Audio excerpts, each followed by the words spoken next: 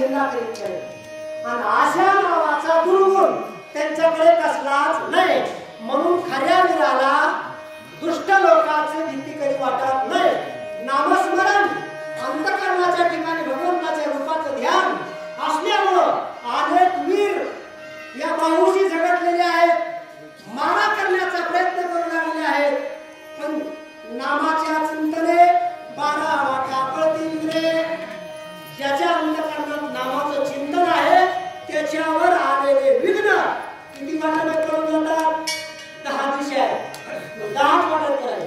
पण 2 स्पेशल वाटा विघ्न तयार करतात आणि पळून जातात. म्हणजे वाटा 12 नसताना 10च वाटा असताना सुद्धा 2 वाटा नसताना निर्माण करतात आणि विघ्न पळून जातात. ही नावाची ताकद आहे. मग अशा प्रकारे त्या ठिकाणी भीत नाही का? ज्याची खरी सेवा त्याच्या भडकाय जीवा, खऱ्याला मरण नाही. जो खरा माणूस आहे तो मरणारा भीतच नाही. आपलं खरं असल्यानंतर 100 लोकांनी लढा असू द्या, एकटा माणूस लढायला भीत नाही. तसा अंगवीर होता तो खऱ्या गुरुचा खरा चेहरा होता. त्याच्यामुळे एवढे वीर आलेले पण आज बात विद्या अंतःकरणामध्ये आपल्याला नाही करतात.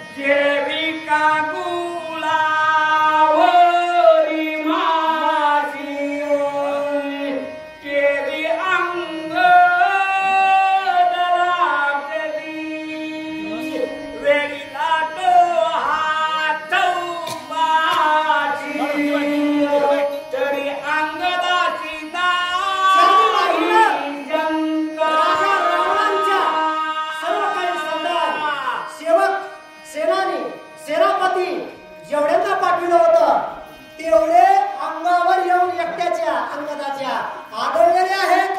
जसं गुळावर असंख्य माशा बसावात त्या सुवासाला वेधून त्या माशाने गुळाला वेढा टाकावा आणि गुळाची ढेप गुळाचं अंग त्या माशामुळे गुळाची ढेप पाहणारा दिसू नये.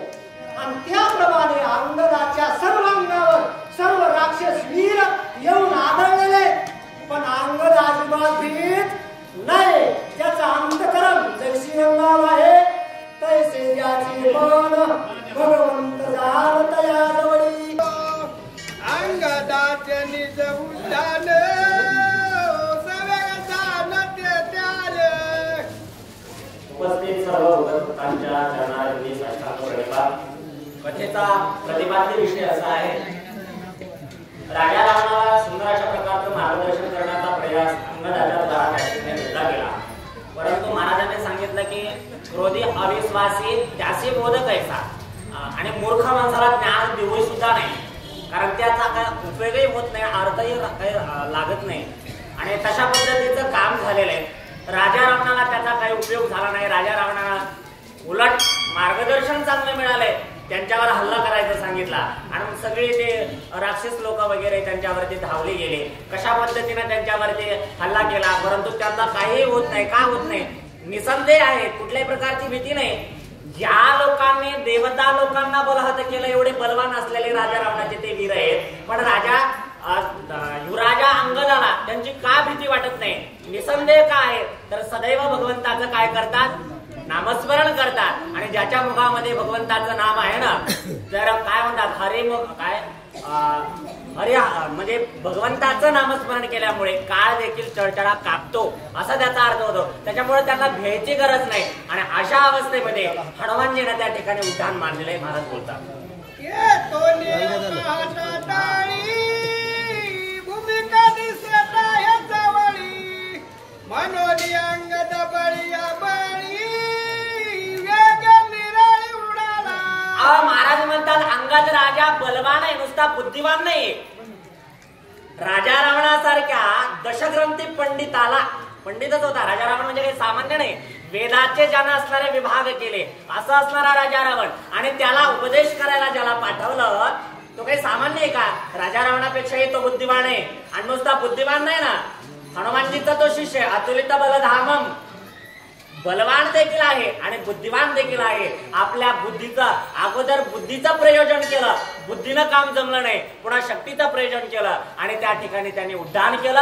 राजा रावणाच्या महालासकट म्हणजे अंगद राजाने ते उडवलेलं आहे. अंगद धारिता कुरबळी राक्षसी धरिला होता बळी अंगवाच्या पळाली तळी झाली रांगोळी अवघ्याची अवघी आमची जे काय तिथं समोर त्यांच्या अंगावर धावलेले होते ना राक्षस लोके यांची रांगोळी झालेली. ज्यावेळेस हनुमानजीनं आपलं त्या अंगद राजानं उड्डाण केलं का त्या उड्डाणाच्या नुसत्या वाऱ्याने ही काही जी असणारी राक्षस लोक हनुमान अंगदावरती धावलेली होती ती नुसते त्यांच्या हवेनच असणारे बहुतली जाऊन पडलेली आहे. पाणी न देखा पाणी न मागता देखा निमाले एका महावीर घेतला धाकत्या सलमुखे. अंगद राजाच्या समोर यायला कुणाची हिंमतच राहिली नाही महाराज. भू लागलेले अंगद राजाचा नुसता वारा लागल्याबरोबर काही लोकांनी पाणी सुद्धा मागितलं. अहो नाही गेले वैकुंठ धामाला गेले आणि वैकुंठ धामाला जाणारच आहेत ते आहे का नाही. कारण स्वतः राजा रावणाच्या मुखातले एक शब्द आहेत हरिभक्ताची हे दृष्टी पुढे आणि मरे त्याचे भाग्य. राजा रावण बोलतो एकदा एका ठिकाणी सांगत असताना सांगितलं तुम्ही एवढं वाईट पाप केलं आणि तुम्हाला नरकाशिवाय गती नाही. त्यावेळेस रावणाने सांगितलं तुम्हाला कळालंच नाही खरं वर्म काय आहे ते. हरिभक्ताची हे दृष्टी पुढे मरे त्याचे भाग्य काढे. अरे आम्ही मृत्यू कुणाच्या समोर पावणार आहेत तर हरिभक्ताच्या समोर पावणार आहेत. त्याच्यामुळे आम्हाला मोक्षच मिळणार आहे. पाणी मागितलं नाही पण मोक्षाला प्राप्त झाले. एवढं महान कार्य भगवत भक्ताद्वारा घडत असतं. ते दोन्ही अंगदाचे उड्डाण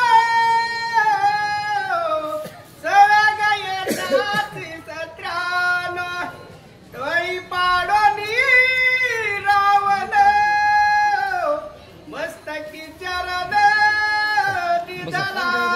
महाराज म्हणतात हनुमान आपला अंगद राजानं त्या ठिकाणी उड्डाण केलेलं आहे. नुसतं उड्डाण केलं नाही अनेक राक्षसांना त्या ठिकाणी बलाश केला आणि असा एक टोला राजा रावणाला मारला आणि त्याला मारून सुद्धा त्याला देखील त्या ठिकाणी घायप्रत केलेलं आहे आणि त्याला देखील मूर्छांगत पाडलं. अशा पद्धतीचं महान कार्य अंगद